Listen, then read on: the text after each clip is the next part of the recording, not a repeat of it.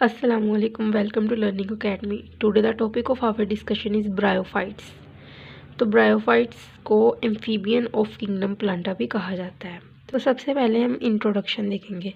तो ऐसे प्लांट्स, उनको ग्रीक लैंग्वेज में इनको ये कहा जाता है कि ये ऐसे प्लांट्स होते हैं जो स्वेल कर जाते हैं, जो फूल जाते हैं। किस चीज़ की वजह से? हाइड्रेशन, पानी देने की वजह से जो फूल जाते हैं प्लांट्स को ब्रायोफाइट्स कहते हैं। ब्रायोफाइट्स में जो गमीटोफाइट होगी वो डोमिनेंट जनरेशन होगी, लेकिन जो स्पोरोफिटिक जनरेशन होगी वो डिपेंडेंट होगी गमीटोफाइटिक जनरेशन के ऊपर। किसके लिए? न्यूट्रिशन के लिए डिपेंडेंट होगी। तो वेस्कुलर जो सिस्टम है वो तो एब्सेंट होता है। तो यहाँ पे अब क्वेश्चन ये आता है कि मिनरल्स की जो ट्रांसपोर्ट और उसके अलावा वाटर की ट्रांसपोर्ट वो कैसे होगी, क्योंकि किसी भी प्लांट के सर्वाइवल के लिए ये दो चीज़ें बहुत ज़्यादा ज़रूरी हैं। तो होता ये है कि जो राइजाइड्स होते हैं, रूट लाइक स्ट्रक्चर, वो ये किरदार अदा करते हैं। जो राइजाइड्स होते हैं उनके अंदर दो तरह के राइजाइड्स पाए जाते हैं। एक होते हैं स्मूथ वॉल्ड राइजाइड्स और एक होते हैं ट्यूबरकुलेटेड राइजाइड्स। जो स्मूथ वॉल्ड राइजाइड्स होते हैं ना, वो हेल्प करते हैं transport of the mineral nutrients और उसके अलावा water through out the plant body.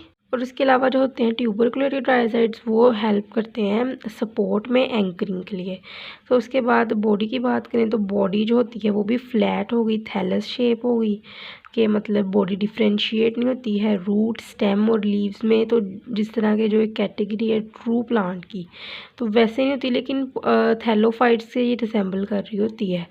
लेकिन इनके अंदर एडवांसमेंट किस चीज़ के अंदर होती है? मेथड ऑफ द रिप्रोडक्शन के मेथड के अंदर इनके अंदर एडवांसमेंट होती है, इसीलिए इसको किंगडम प्लांटा में रखा गया है। तो उसके बाद ये कि प्रीमिटिव प्लांट है, ये फाउंड ऑन दी अर्थ। तो सबसे पहले जो प्रीमिटिव प्लांट है वो कौन से हैं? ब्रायोफाइट्स।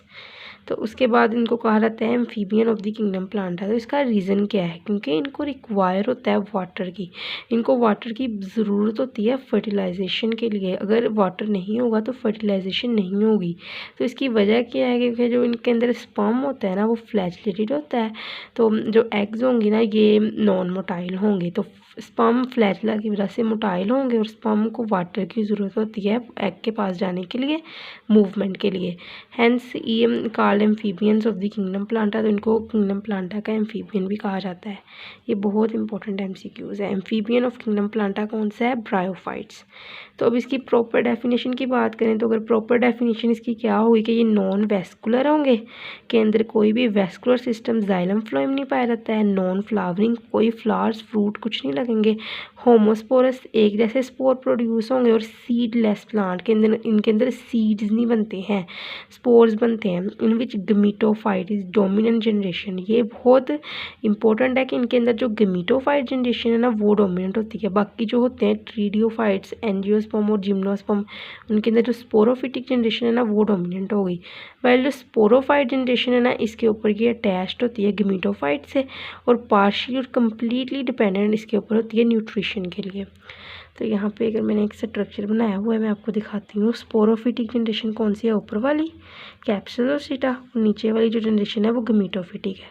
तो यहाँ पे ही फोटोसिंथेसिस होगी राइजाइड्स के पास और फूड बनेगा, और यहाँ पे पैरेन्काइमल सेल्स में वो स्टोर होगा और यहाँ पे उसकी यूटिलाइजेशन होगी। तो जैसे हम एक कॉमन सी बात करते हैं कि अगर गमीटोफिटिक जनरेशन है वो नीचे है और स्पोरोफिटिक ऊपर है, तो जब सारे प्रोसेस इधर होंगे, खुराक इधर बन रही है, तो गमीटोफिटिक जनरेशन को ईजीली अवेलेबल होगी वो फूड जो ये खुद बनाते हैं।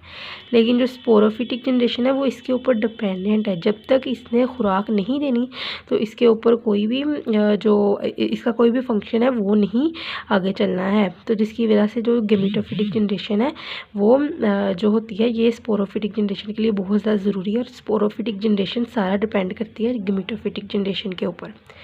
के जनरल कैरेक्टर की बात करें तो जो ब्रायोफाइट्स होते हैं ये ज़्यादातर ग्रुप्स में पाए जाते हैं। तो ये इंडिविजुअल नहीं पाए जाएंगे, ग्रुप्स में पाए जाएंगे। एक ऐसी जगह पर जो ह्यूमिड और शेडी प्लेसेस होगी, मतलब नमी वाली जगह पे ये पाए जाएंगे। शो करते हैं heteromorphic alternation of generation. What is heteromorphic alternation of generation? ऐसी जनरेशन जिसमें एक स्टेज में प्लांट गेमेटोफिटिक हो और गैमेट प्रोड्यूस करे जो कि 1n होता है, और दूसरी स्टेज में वो स्पोरोफिटिक हो और स्पोर प्रोड्यूस करे जो कि 2n होता है। तो गेमेटोफिटिक जनरेशन में क्या होगा कि गैमेट जो होंगे वो बनेंगे, और गैमेट मियोसिस से बनेंगे, 2 गैमेट्स बने, उन्होंने फ्यूज़ किया और जाइगोट बन गया। जाइगोट के अंदर माइटोसिस हुई। जिस तरह के हमें पता है कि माइटोसिस के अमल से आगे ज़्यादा से ज़्यादा सेल बनते हैं, तो एक सेल में 2 4 में, तो वो बने। उसके बाद वो चेंज हो गए स्पोरोफिटिक जनरेशन में। स्पोरोफिटिक जनरेशन आ गई, स्पोरोफाइट बन गया जाइगोट से, और स्पोरोफाइट के अंदर मियोसिस हुई और 4 सेल बने जो कि मियोसिस बनाता है 4 सेल, और ये स्पोर में अंदर फिर इस स्पोर में माइटोसिस होती है और फिर ये स्पोर चेंज होता है गमीटोफाइट के अंदर, और आगे फिर ऐसी जनरेशन चलती रहती है। तो एक जो होगी जनरेशन का एक हिस्सा होगा लाइफ टाइम जो एक प्लांट का, वो 1n में गुजरेगा, मतलब कि वो गैमेट में गुजरेगा, और दूसरे में वो प्रोड्यूस करेंगे स्पोर, मतलब कि 2n। तो इसको हम कहेंगे अल्टरनेशन ऑफ जनरेशन। तो वही जनरल करैक्टर में कि गेमेटोफिटिक होगी वो मेन प्लांट बॉडी होगी जो कि न्यूट्रिशनली इंडिपेंडेंट होगी, मतलब कि गेमेटोफाइट्स के पास राइजोइड्स होते हैं, राइजोइड्स की सरफेस के ऊपर फोटोसिंथेसिस होती है, ऊपर वाले सेल राइजोइड्स के ऊपर फोटोसिंथेटिक सेल पाए जाते हैं जिनके अंदर फोटोसिंथेसिस होगी। फोटोसिंथेसिस के बदले में क्या प्रोड्यूस होगी, ग्लूकोज प्रोड्यूस होगा, खुराक प्रोड्यूस करेंगे ये, जिससे इनको न्यूट्रिशन मिलती रहेगी। लेकिन जो स्पोरोफाइट होंगे वो इसके ऊपर डिपेंडेंट होंगे, जब तक गेमेटोफाइट इसको खुराक नहीं देगा स्पोरोफाइट को, तब तक इनके अंदर कोई भी मेटाबॉलिक एक्टिविटी नहीं होगी, क्योंकि ये खुद अपनी खुराक नहीं तैयार कर सकते हैं। तो उसके बाद है रूट्स। इनके अंदर रूट्स नहीं होती हैं, तो राइजोइड्स पाए जाएंगे जो कि परफॉर्म करेंगे function of the roots. Tuberculated rhizoids होते हैं वो रूट का फंक्शन परफॉर्म करते हैं, और जो होते हैं स्मूथ वाल राइजोइड्स वो परफॉर्म फंक्शन करते हैं वेस्कुलर सिस्टम का, मतलब कि वो ट्रांसपोर्ट करवाएंगे।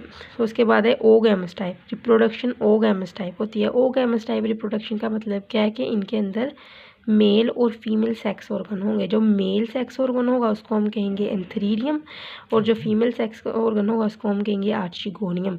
तो जो एंथरीरियम होगा ना वो प्रोड्यूस करेगा एंथ्रोजॉइड्स, और जो आर्चिगोनियम होगा वो प्रोड्यूस करेगा एग, और दोनों फिर फ्यूज़ करके जाइगोट बना लेंगे। और उससे आगे फर्दर जो जाइगोट है उसके अंदर फर्दर प्रोसेस होंगे, क्लीवेज प्रोसेस होंगे, और एक न्यू इंडिविजुअल बन जाएगा।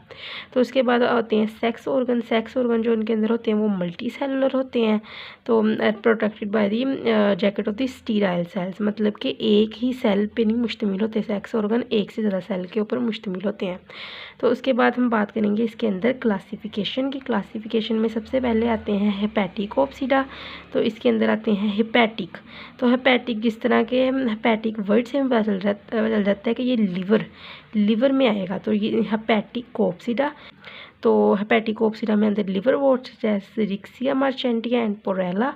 एंथोसिरोप्सिडा के अंदर आते हैं hornworts such as the Anthoceros and the Phaeoceros. और ब्रायोप्सिडा के अंदर आते हैं मोसिस। तो इनके अंदर फ्यूनेरिया एंड पॉलीट्राइकम इंक्लूड होते हैं। तो यहाँ तक ही था हमारा ब्रायोफाइट्स का portion. Thank you so much.